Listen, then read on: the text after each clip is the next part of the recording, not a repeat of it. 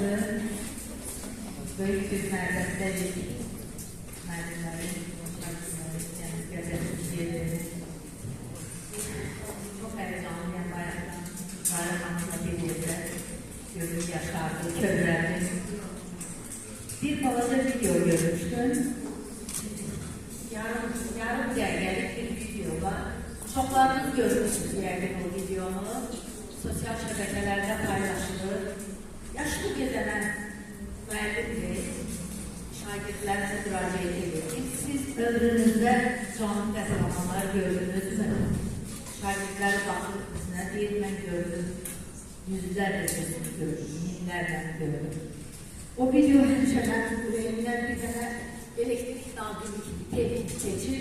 Burada kadrlar var idi. O kadrlarda mənim şəxsən tanıdığım milli qəhrəmanlar, milli qəhrəmanları verən Əncələr Əliyev, Qubamızdan Elman Hüseynevizi tərpədir. Çizgili bizim həmkarımız Şirin Hüseynevi, hamısını burada görür. Çox görürəm. Mən Jale Hanım'la həmkaram.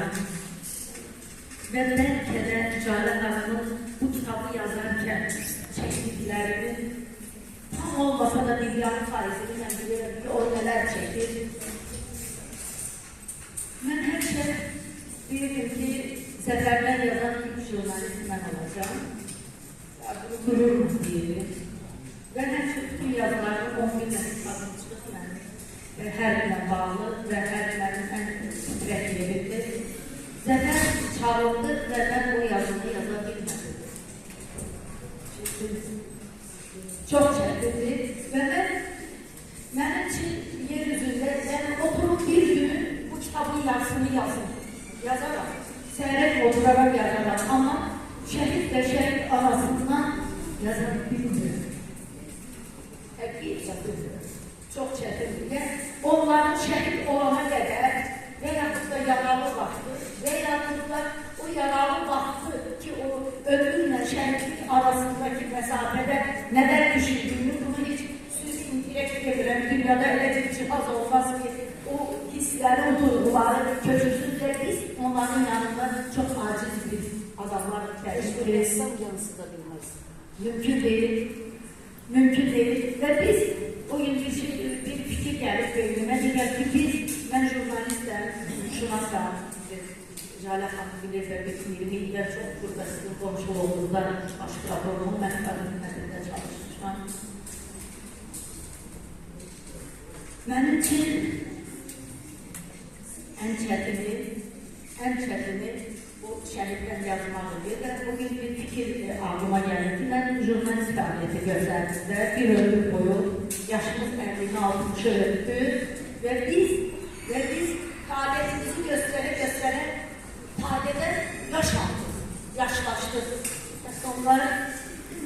Onlar 25 yaşdan bugünkü 59 yaşına, 60 yaşına baxırlar və o yaşda da qalacaqlar və onlar fəaliyyətə yaş almalılar. Qəhrəmanlıq aldılar, şəhidlik aldılar və biz onları istədiyimiz kimi səviyyədə verə bilməsək də, amma yenə də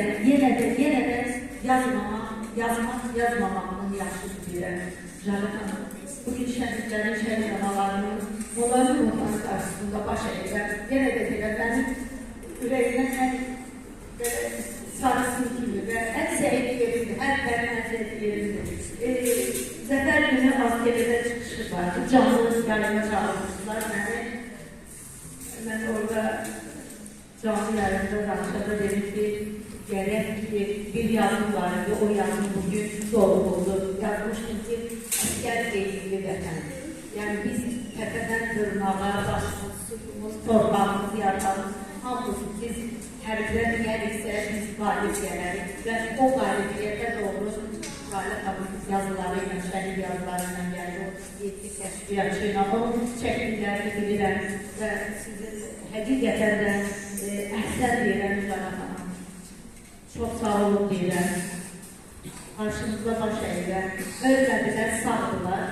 Mən yenə də deyirəm, şəhiddə kitab yazmadım. Amma çıxışımı yekunlaşdırmaq istəyirəm.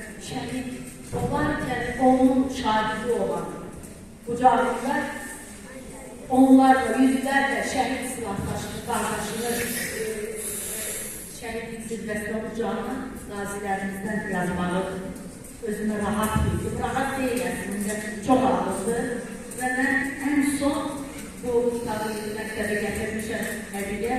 Bu 3 illik Jalə xanım bilir, qazilərdən 44 illik savaşın 44 cəngavəri. Təəssüf ki, birlə ikinci cildi gətirə bilmədim. Təkrar nəşrdə verir. Söz verirəm ki, nəşr olunması gətirəcəm. Bu üçüncü cildi 44 qazimiz var burada. O qazilər ki, bu şəhidlərin bütün vücudlarında, bütün beyinlərində, bütün hərəkətlərində, işlərində gəzdirirlər. Şəhidlər yaza bilmədi, amma Jalə xanım yazdı. Jalə xanım minnətdaram, yorulmayasın, ürəyinizə xeyranam. Çox sağ olun, var olun. Bundan sonra da inanıram ki, Allah verdiği ömür boyu siz bu kitabların sayını artıracaksınız. Halal olsun size deyirəm, min kere karşınızda yine baş eğer. Sağ olun. Çok sağ olun.